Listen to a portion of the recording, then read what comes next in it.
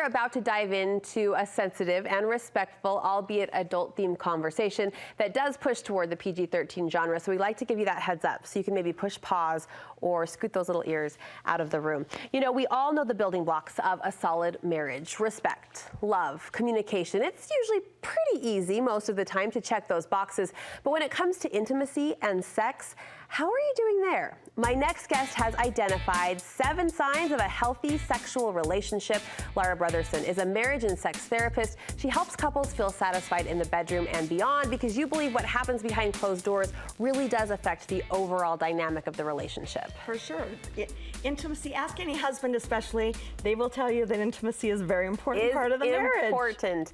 And I know therapists hate the question, am I normal? Like, what is that really? But I know couples always come to you curious about where they land. Could this checklist kind of help them out? Yeah, one of the reasons I created this list is just because there's a lot of couples that are really asking themselves and each other, do I even know what healthy looks like? Do I even know what unhealthy looks like? And so once you kind of can understand that, it's a lot easier to create awesome, which is what I'm trying to help couples do, which is what I call a sextraordinary marriage. Love it. Yeah, you'll find the comprehensive list, and it is detailed and really developed, and I think people will find it a great resource in the pages of your book. We're just pulling a few of those themes out today. The first one, acceptance. Why does this play such a role in healthy sexuality? Yeah, so acceptance is, the healthy version of that is acceptance of self, acceptance of your body, which is huge for women, acceptance of your spouse's body, and the unhealthy version is embarrassed about, ashamed about, critical of my spouse's body. I've had multiple situations where we've got a husband that's pressuring a wife into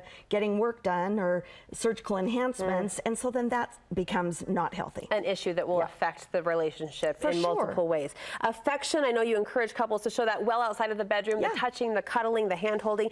Present and engaged made your list as well. Yeah, so present and engaged, that's a tough one, particularly for women, because sex starts in the mind, especially for us, and so when you've got to be present emotionally. You can't be thinking about the kids and is the door locked, and engaged, meaning active, not passive. So the unhealthy version is you're just kind of there, it's mechanical, you're going through the motions. So that's what we're trying to stay away from. We're trying to be that mindfulness. In the moment, yes. It affects all aspects of our life, even the intimacy side of our relationship. Good word. Informed and educated.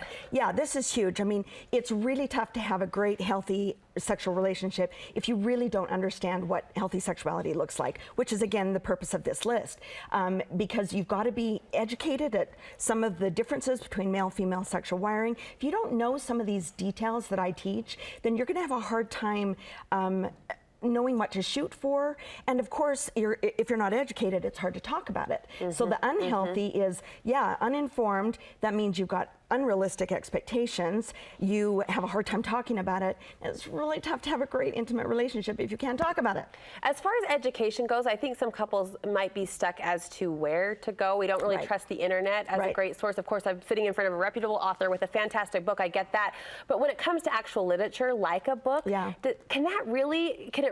the advice jump off the pages and help you? Every couple's so different, every individual is so different. Is a book a good place to start? Yes, because at least a book gives you the basic, key, important information that you can then talk about. I have a ton of couples have said to me, they were reading the book together and all of a sudden they're, hitting each other and going, is that true? Is that really true for you? And so if they didn't have something to read, they wouldn't even know to even think that. So even if it's just a conversation starter that gets the dialogue going. For sure.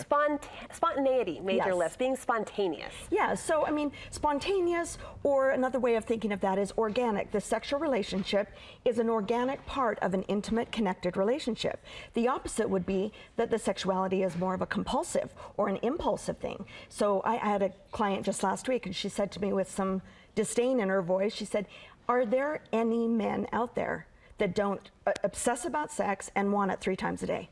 And I said, yes, there are. But if that's your only experience with that kind of compulsive, I need it, I don't care about you, then that becomes the unhealthy version. So spontaneous versus compulsive. Yep.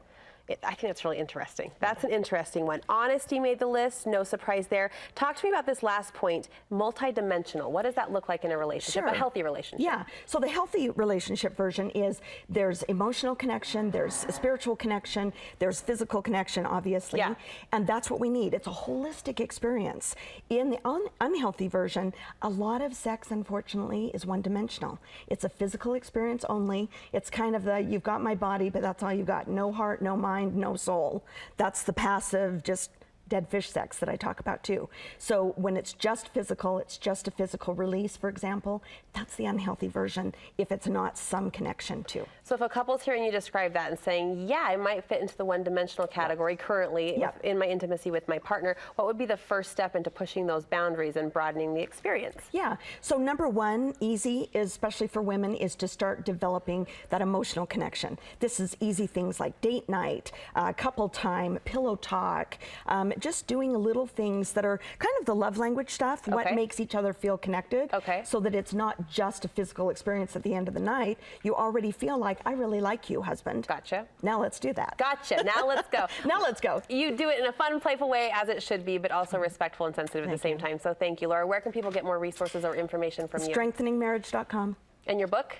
This one is Knowing Her Intimately, and the stuff we're talking about is coming in one of my next books, Knowing Him Sexually. Looking forward to that. When's the release date on that book? It'll be fun. Oh, it'll be at least a year. We got some time, but you got a preview today and plenty of resource materials on her website, which we'll link you over to from ours. Great to see you. Thank you again.